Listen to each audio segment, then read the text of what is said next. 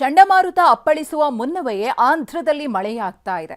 ಧಾರಾಕಾರ ಮಳೆಗೆ ಆಂಧ್ರದಲ್ಲಿ ಜನಜೀವನ ಸಂಪೂರ್ಣವಾಗಿ ಅಸ್ತವ್ಯಸ್ತವಾಗಿದೆ. ಇವತ್ತು ಸಂಜೆ ಹೊತ್ತಿಗೆ ಮೋಂತಾ ಚಂಡಮಾರುತ ಅಪ್ಪಳಿಸಲಿದೆ. ಅದಕ್ಕೂ ಮುನ್ನವೇ ಧಾರಾಕಾರ ಮಳೆಗೆ ಆಂಧ್ರದಲ್ಲಿ ಜನಜೀವನ ಅಸ್ತವ್ಯಸ್ತವಾಗಿದೆ. ಕರಾವಳಿಯಲ್ಲಿ ಭಾರೀ ಗಾಳಿಯೊಂದಿಗೆ ಧಾರಾಕಾರ ಮಳೆ.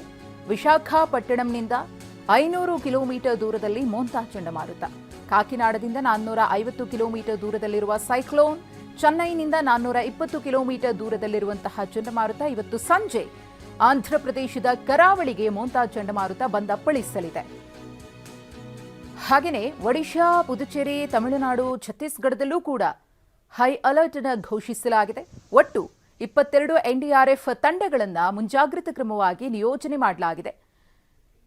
ಕರಾವಳಿ ಭಾಗದಲ್ಲಿ ಈ ಒಂದು ಮೋಂತಾ ಚಂಡಮಾರುತದಿಂದ ಯಾವ ಭಾಗಗಳಿಗೆ ಅತಿ ಹೆಚ್ಚಾಗಿ ಪ್ರಭಾವ ಆಗುತ್ತೋ, ಎಫೆಕ್ಟ್ ಇರಲಿದೆಯೋ ಆ ಸ್ಥಳದಿಂದ ಜನರನ್ನು ಕೂಡ ಸುರಕ್ಷಿತ ಸ್ಥಳಗಳಿಗೆ ಈಗಾಗಲೇ ಸ್ಥಳಾಂತರ ಮಾಡಲಾಗಿದೆ.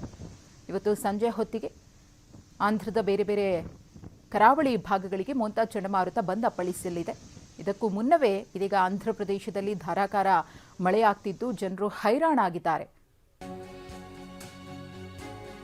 ಆಂಧ್ರ ಪ್ರದೇಶಕ್ಕೇನೆ ಮೋಂತಾ ಚಂಡಮಾರುತ ಅತಿ ಹೆಚ್ಚಾಗಿ ಎಫೆಕ್ಟ್ ಮಾಡಲಿದೆ.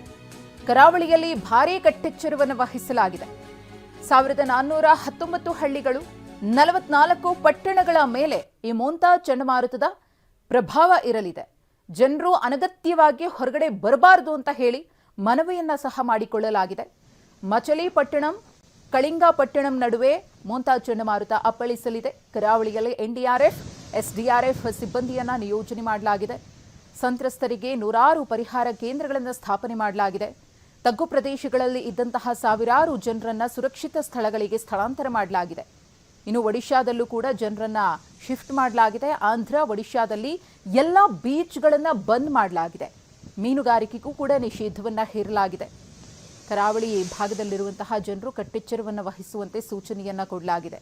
ಅನಗತ್ಯವಾಗಿ ಯಾರೂ ಕೂಡ ಮನೆಯಿಂದ ಹೊರಗಡೆ ಬರಬಾರದು ಅಂತಾನೂ ಮುನ್ಸೂಚನೆಯನ್ನ ನೀಡಲಾಗಿದೆ.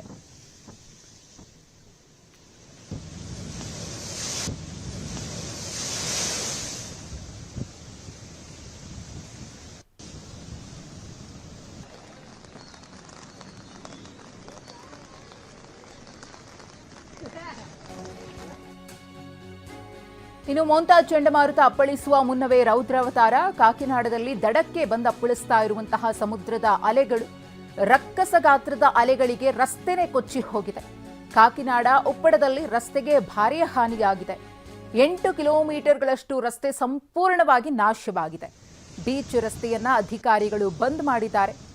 ಗಮನಿಸ್ತಾ ಇದ್ದೀರಿ ಸಮುದ್ರದ ದಡದಲ್ಲಿ ಯಾವ ರೀತಿಯಾಗಿ ರಕ್ಕಸ ಗಾತ್ರದ ಅಲೆಗಳು ಬಂದಪ್ಪಳಿಸ್ತಾ ಇವೆ ಅಂತ ಹೇಳಿ.